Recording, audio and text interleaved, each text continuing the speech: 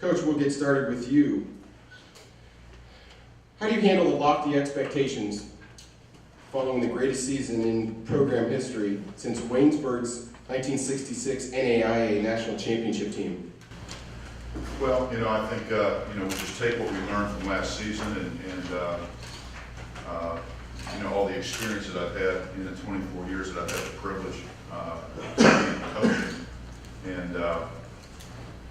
And you learn to play, the way we did last year. I think, we went into the season with a different approach. And I know coaches mentioned some of their strategies on how they're handling things. Either you're putting things behind you, or obviously you're trying to set a tone to look forward to the future. I mean, for us, we just developed a no-nonsense, honest approach to the thing, and I don't think there was any other way to put it. This league is so demanding. The competition is tough. These guys are so impressive. It's one of the things I've been thinking about before I had a chance to talk. So, we took a good, honest approach at it. And we start every week, with a 15-minute meeting and set the tone on the week prior. Both academically as well as a football program. We addressed our situation for the week that had passed, and we began to approach on the upcoming week. We didn't care about who was in the ballgame. We go out and we recruit these guys. We feel good about the recruiting process, and we work and we find new ways to get guys experience on the field. And then if for some unforeseen reason we should get injured, we're plugging that next guy in, and we're going to play with the same kind of confidence in that particular guy that we did, with our start. And you saw we had to do that losing, Bryan in our game against Geneva, and we just kept forward thinking, and we just took one game at a time. And I know coaches talk about it all the time, but in the 24 years that I've coached, personally, I lived that better personally than I had before. And it kept better balance. I think our players respond because, they have done such a great job for us. We persevered through 3 years of some of the similar things that have been discussed in this room. And I just like the way we play. So we're going to continue that mantra here.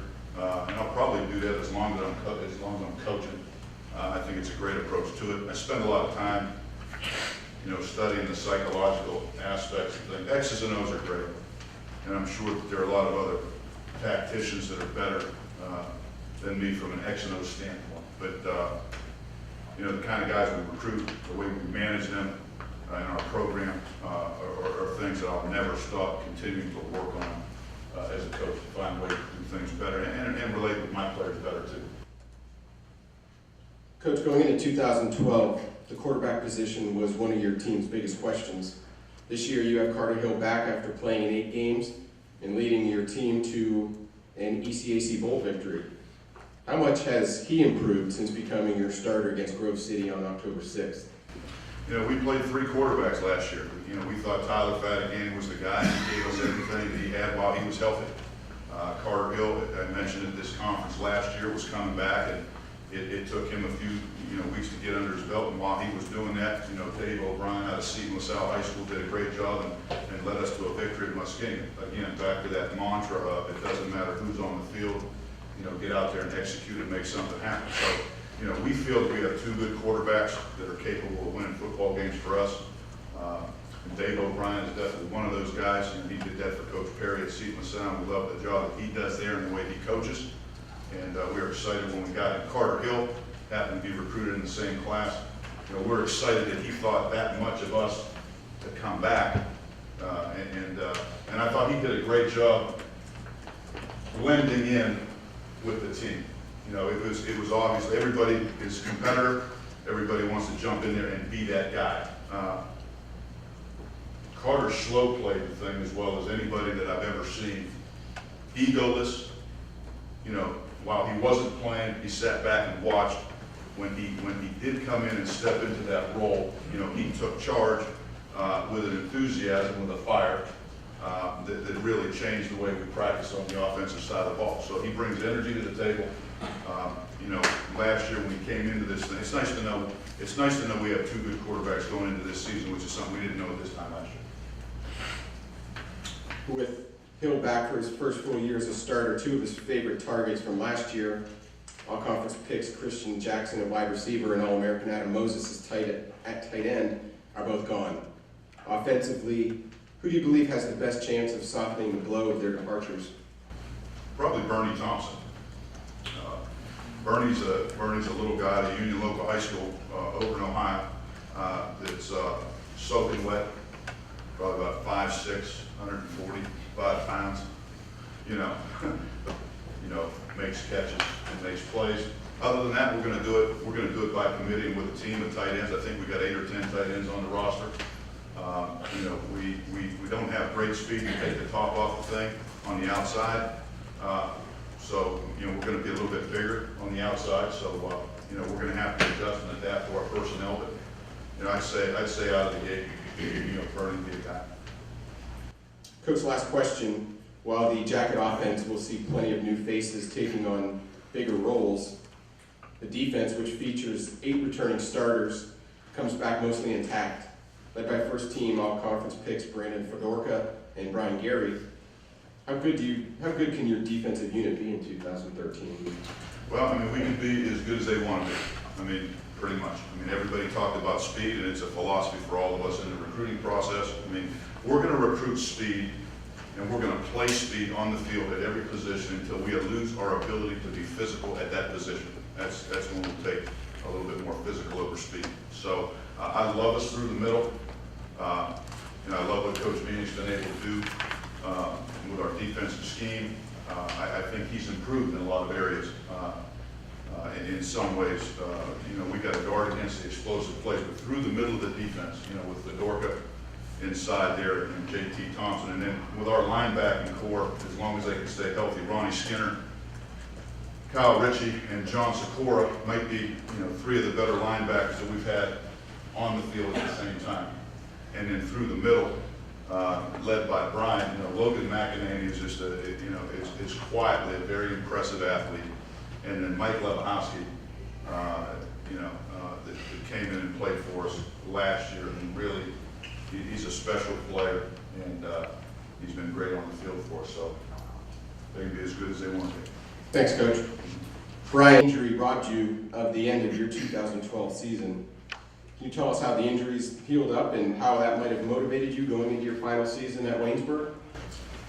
I mean, the injury was devastating when it happened, obviously, but the rehab went really well, and I worked really hard to get back to where I was.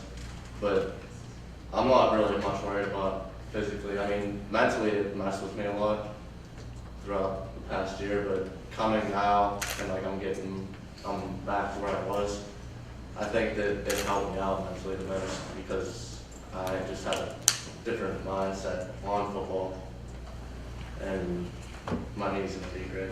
I'm not worried about it. You've forged a reputation as one of the harder hitters in the President's Athletic Conference. Is that a part of your game that you take pride in? Yes, I love hitting people. That is one of my fortes. But I think this year I'm going to try and hold back on so much of the big hits because of the new rules. Stuff I don't want to get suspended. But I'm just going to try and form tackle a little bit more.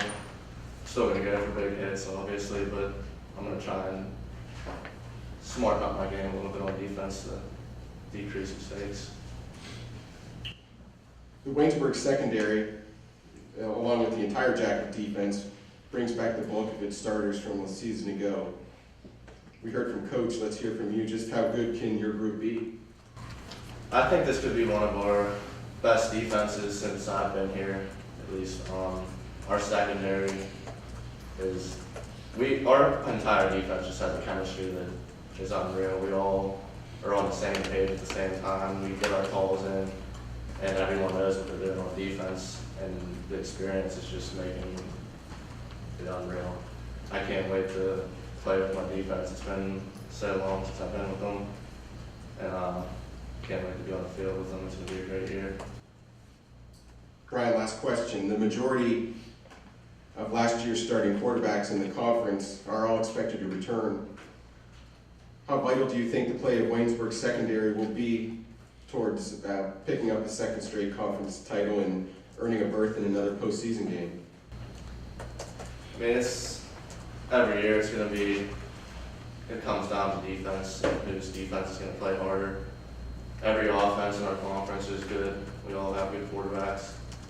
But the secondary, our secondary is ran by Coach B, so we got it down pretty well. But I don't think it's much to worry at the end of the season about the quarterbacks in the conference. It's just a natural thing. You gotta stop the offense. Thanks, Bryan. Coach Shepas. Waynesburg will open its season at home against Muskingum September 7th.